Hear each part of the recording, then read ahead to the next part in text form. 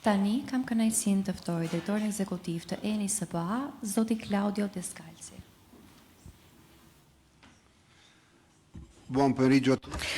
Përshëndetje të gjithëve, faleminderit kryeministrit, ministrit të ekonomisë dhe të zhvillimit. Nuk më kujtohet shumë qartë titulli, po sidoqoftë falenderoj pra ministrin për infrastrukturën dhe energjinë.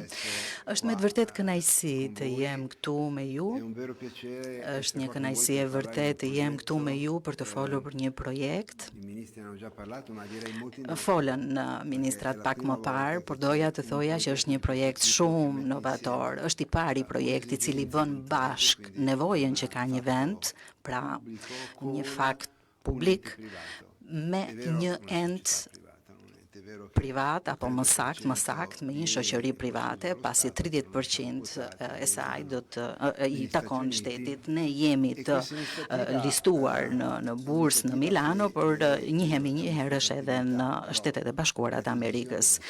Është një nismë kjo e sotmja, por vendimi tashmë është marrë për ta kryer këtë studim fizibiliteti, i cili nuk mund të shkojë vetëm mirë për ta bërë këtë projekt të vërtet dhe real. Dhe meqense është një foshnje e sapo lindur, duhet t'u tregojmë të gjithëve që kemi forcën dhe vendosmërinë që dim të shohim gjëra të reja dhe që dim t'i bëjmë ato. Pse po i bëjmë ne këto gjëra?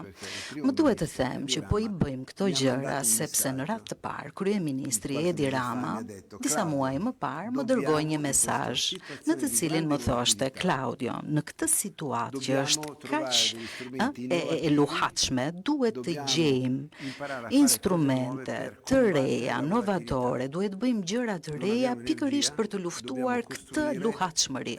Nuk kemi energji, duhet të ndërtojmë diçka që mund të na mbrojnë. Jemi afër, jemi fqinj, jemi miq, dhe ishte pikërisht ai që e hodhi këtë iden për të themeluar një shoqëri të përbashkët, ku mund të bëhen bashkë nevojat e brendshme apo rajonale të një vendi së bashku me teknologjitë njohurit. Nuk u mendova gjatë për këtë. Thash me vete, është një ide shkëlqyer, plus që besoj kaq fort te kryeministri, jam krenar madje të them që ai është dhe një mik vërtet shumë i dashur për mua, dhe thash po, e bëjmë. Dhe ndërkohë që unë thash po, e bëjmë, u bë realitet.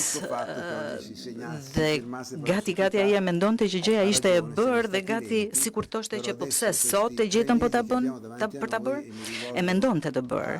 Keni të drejtë. Por në këto 3 muaj që vijuan, që bën bashk ministrat, kolegët e mi, këtu kemi drejtorin e përgjithshëm të Enit dhe drejtorin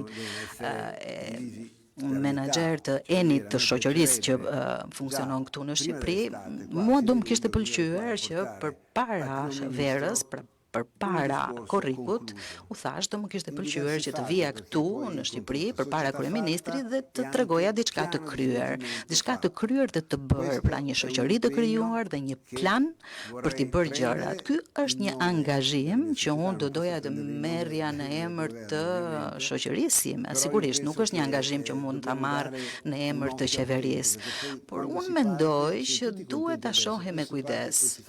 Tani sot jemi të gjithë të kënaqur. Fillon puna dhe pastaj bëhen gjëra, po bëhen ndryshe. Jo. Ne duhet ta fillojmë punën me idenë që në fund të korrikut duhet të kthehemi këtu sërish dhe këtë gjë ta kemi përfunduar. Sigurisht nuk është kjo e vetmja gjë që jemi duke bërë, po bëjmë dhe gjëra të tjera të rëndësishme në ristrukturim. Unë mendoj që Shqipëria ka një potencial të vetin eksplorues për sa i takon naftës dhe gazit. Ne punojmë pra për gjëra të reja, po punojmë për kablot, për linjat e transmetimit, një linje që do lidhte Italinë me Shqipërinë. Projektet që na përfshin janë të shumta, por edhe që na lidh, por mbi të gjitha ajo që na lidh është një miqësi e thellë dhe faleminderit juve.